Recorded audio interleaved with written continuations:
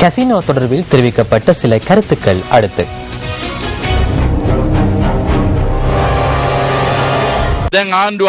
அரசாங்கம் தற்பொழுது புதிய விளையாட்டு ஒன்றை கொண்டு வந்துள்ளது.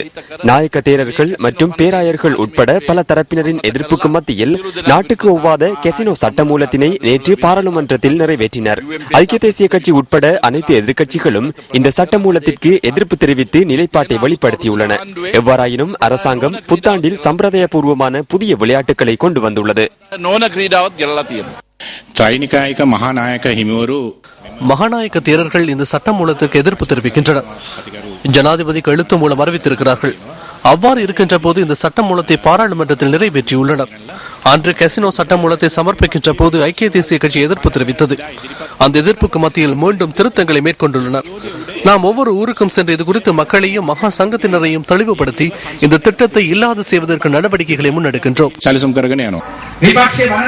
நல்ல வேலைகளை நிறுத்துவதற்கு எதிர்க்கட்சி முயற்சிக்கின்றது. நேற்று முன்தினம் கெசினோ சட்டமூலம் நிறைவேற்றப்பட்டதாக கூறுகின்றனர்.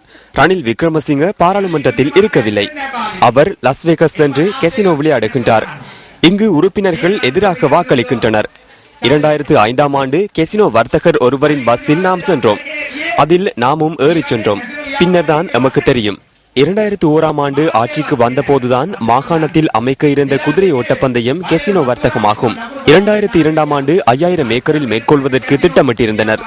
தற்போது நமது நாட்டு அடுத்த தலைமுறைக்காக பாரிய அபிவிருத்தி திட்டங்கள் முன்னெடுக்கப்படுகின்றன.